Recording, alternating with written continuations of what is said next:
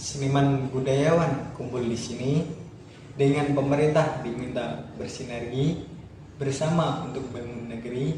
Insya Allah terus selalu berekspresi. Assalamualaikum warahmatullahi wabarakatuh. Saya Muhammad Wal Afriya sebagai host dalam video kali ini.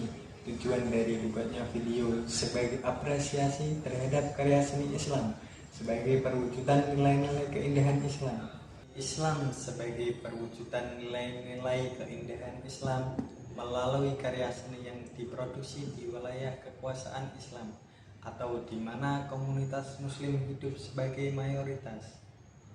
Nilai rahmatan lil alamin, Islam yang ramah dan mengayomi peradaban dan ekspresi arsitektur lokal sehingga menjadikan seni Islam menjadi seni yang kaya ekspresi melebihi karya seni bangsa-bangsa. Seni modern.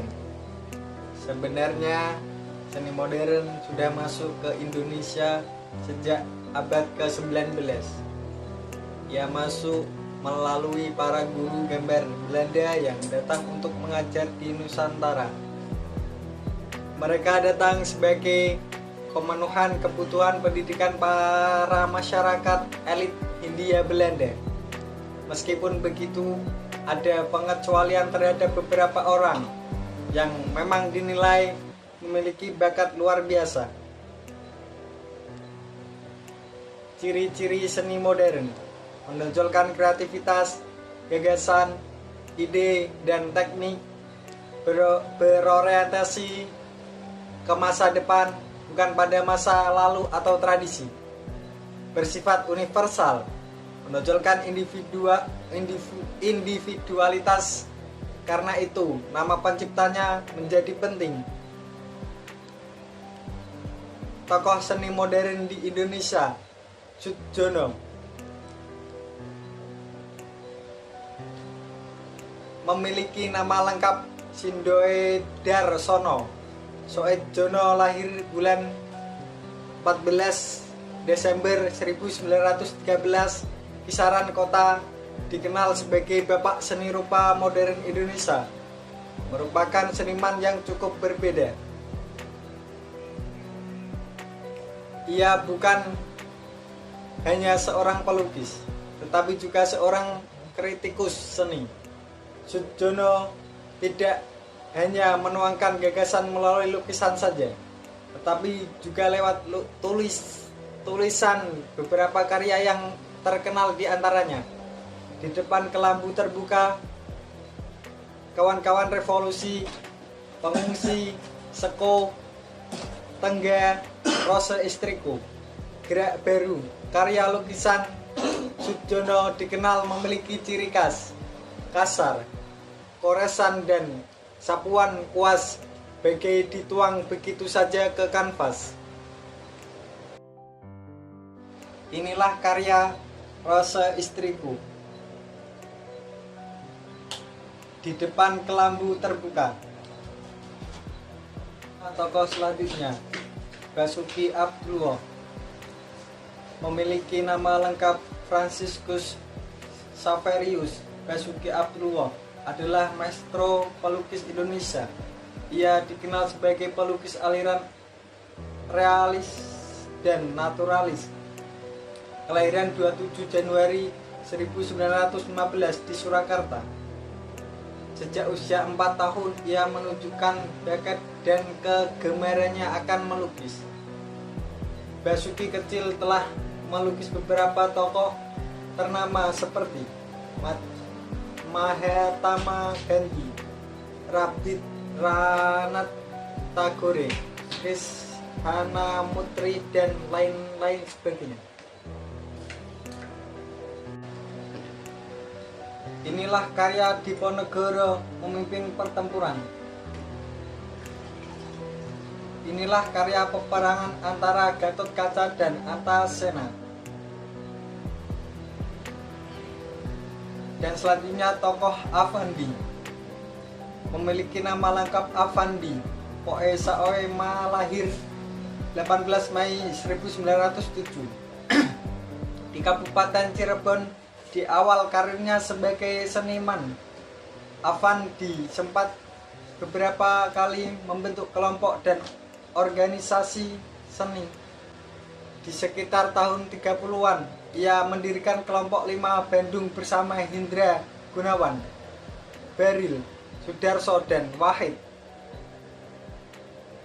Kemudian ia sempat bergabung dengan Putra, Pusat Tenaga Rakyat. Bersama Sudjono memiliki lebih dari 2000 karya sepanjang hidupnya.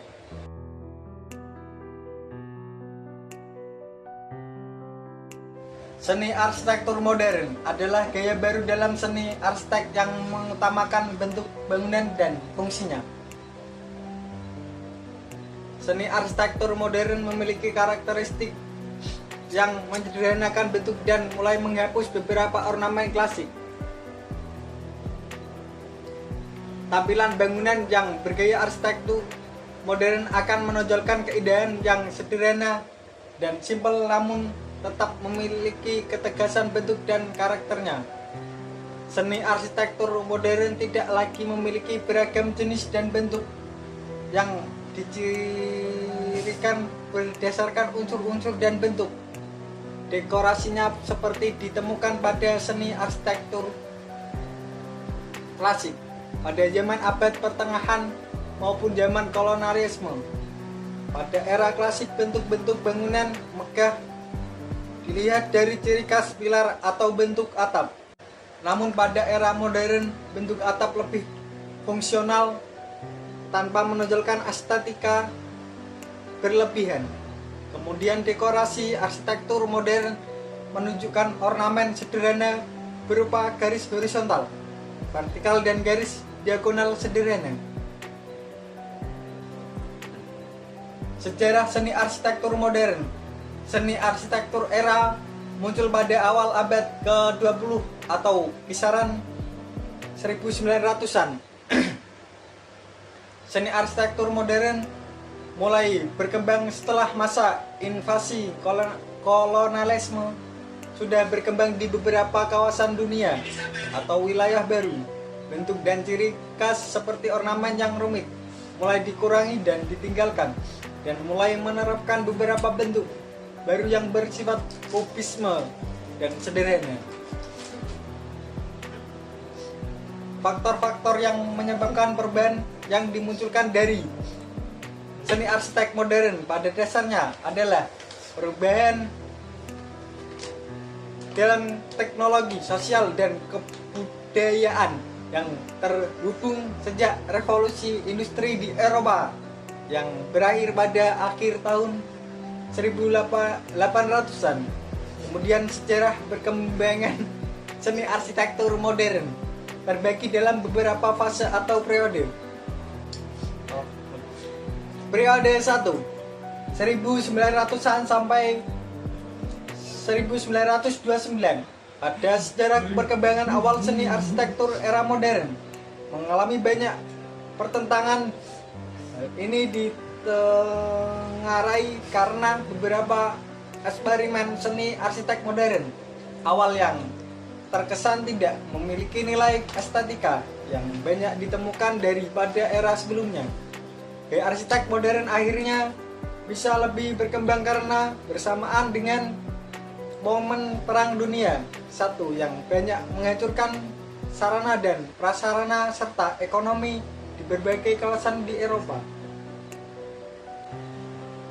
Periode kedua, 1930 sampai 1939. Pada periode kedua, perkembangan seni arsitektur modern telah menyebar ke Eropa, Amerika, sehingga Jepang.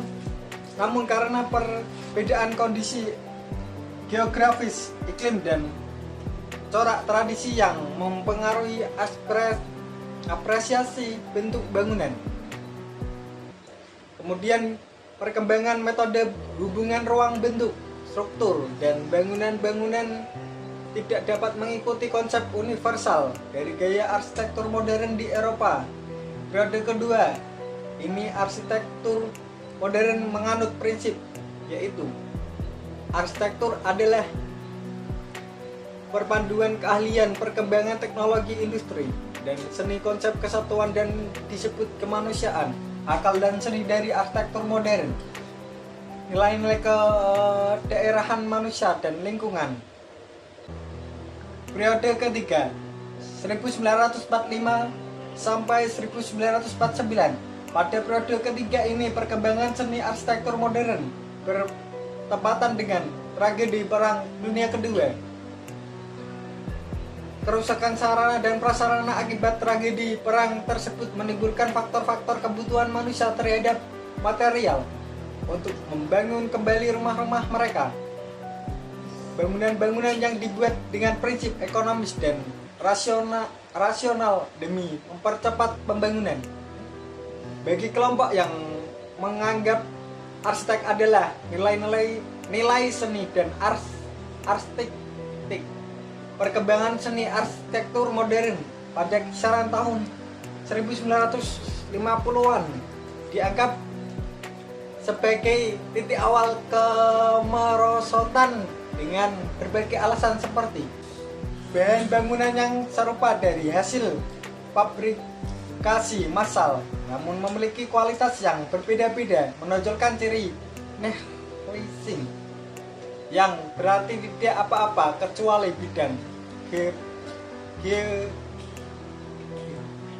geometris, sepace ruangan yang luas, selesai, simpel dan polos, serta bidang kaca yang lebar. Disharmoni dengan lingkungan dan alam karena keseragaman bentuk bangunan yang geometris. Perancang arsitektur tidak lagi dikenal secara individu, namun melalui tim kerja dan biro konsultan. Namun bagi kelompok yang menganggap arsitektur sebagai inovasi teknologi perkembangan, arsitektur modern dianggap sebagai titik puncak kejayaan seni dan industri arsitektur. Beberapa alasan produksi massal bahan dan komponen melalui proses fabrikasi yang lebih efisien, rasional dan ekonomis, bangunan yang mengutamakan fungsi dan beradaptasi dengan berbagai kultur dan budaya di seluruh kawasan dunia. Arsitek bergaya universal sehingga dapat bersifat internasional. Periode ketiga fase 1 1949 sampai 1958. Pada periode ketiga fase ini terjadi penyatuan karakter bangunan dengan fungsi serta pertimbangan terhadap hubungan bangunan dengan keadaan lingkungan atau iklim setempat.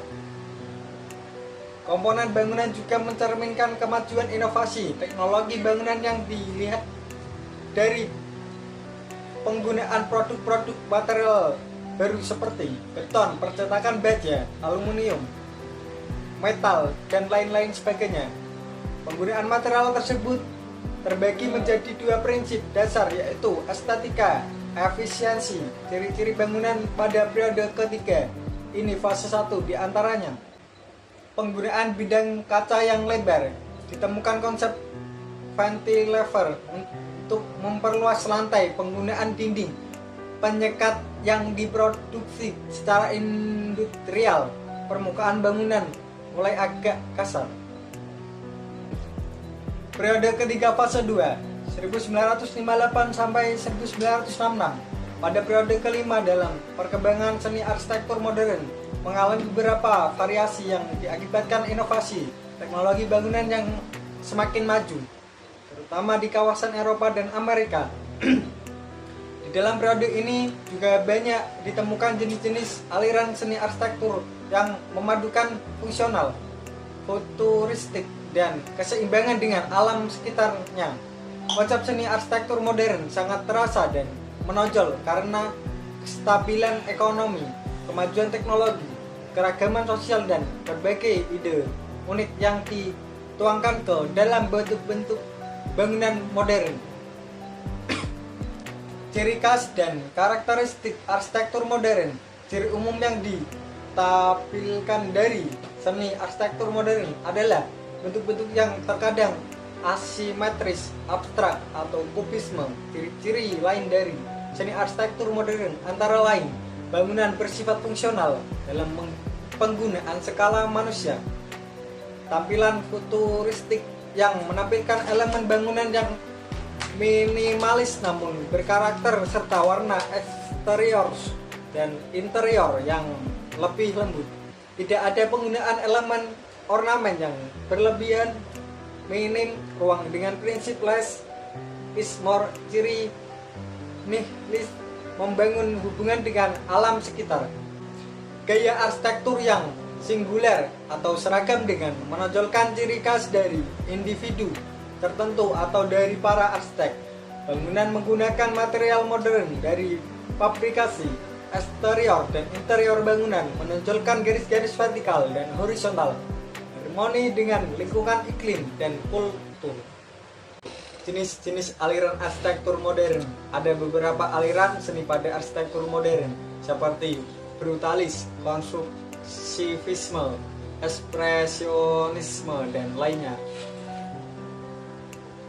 Brutalisme merupakan seni arsitektur modern awal bergaya brutalis, menunjukkan ciri bangunan yang besar berstruktur beton dan bentuk tersebut sangat terlihat jelas sebagai tampilan visualnya.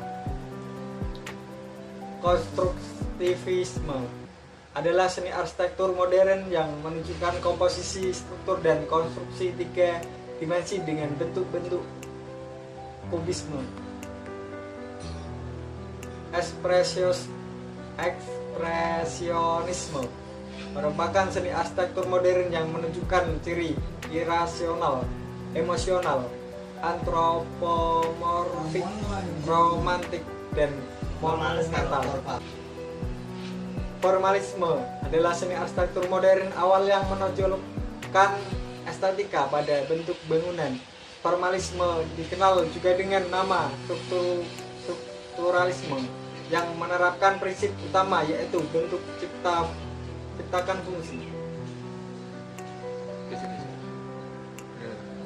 Futurisme merupakan seni arsitektur modern yang menerapkan konsep-konsep bangunan berdasarkan kecepatan untuk kehidupan modern dan lepas dari konsep masa lalu. Organik adalah seni arsitektur modern awal yang menunjukkan tampilan visual yang harmonis antara bangunan dan alam. Postmodern merupakan seni arsitektur modern awal yang menunjukkan pencampuran gaya arsitektur tradisional dan non-tradisional atau modern dan non-modern.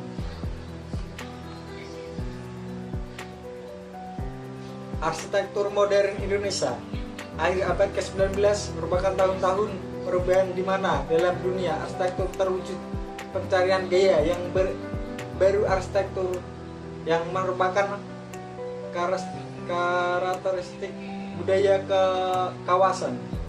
Gaya arsitektur modern di Indonesia muncul dalam dunia aliran yaitu arsitektur kolonial, di mana gaya arsitektur ini dipengaruhi masa penjajahan Belanda yang menjajah Indonesia selama 3,5 abad.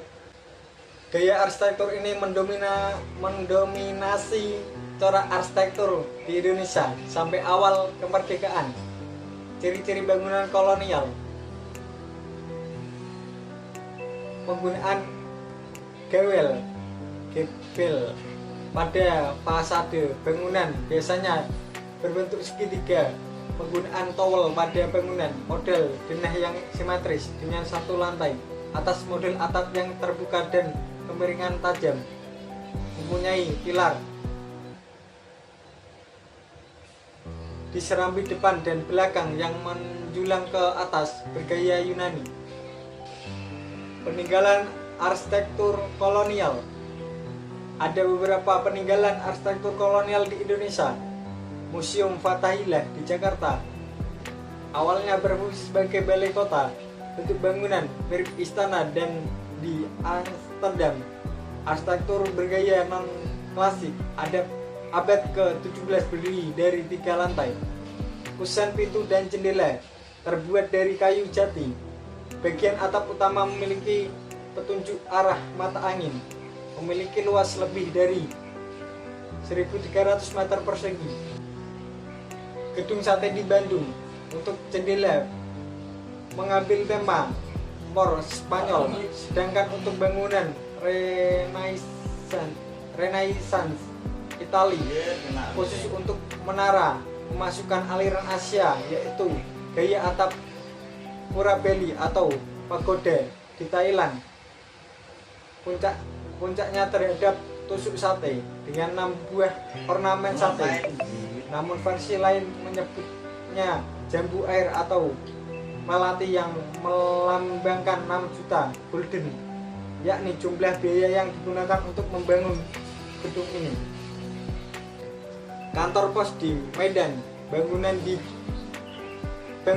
ini berdiri tahun 1911 yang diarsitek oleh arsitektur Belanda Senui.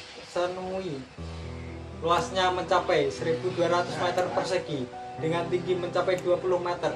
Di Eropa, desain bangunan seperti ini dikenal dengan nama arsitektur modern fungsional, Art Deco geometrik. Gedung Merdeka di Bandung. Gedung Merdeka biasanya digunakan sebagai tempat diselenggarakannya konferensi Asia Afrika. Bangunan ini dirancang pada tahun 1926 oleh Van Galen, Les dan C.P. Wolfsmacher.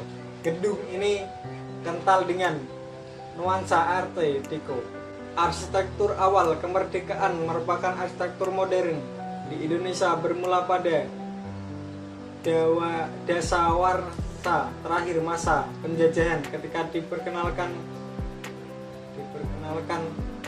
kaidah rasionalis yang penting dalam perkembangan arsitektur. Pada era ini terjadi nasionalisasi dari gaya arsitektur meliputi modernisme tahun 60-an, dimulai pada tahun 1957, mulai bermunculan gedung-gedung pencakar langit, nasionalisme dan kontekstualisme, di mana muncul gedung-gedung barat bercirikan Indonesia serta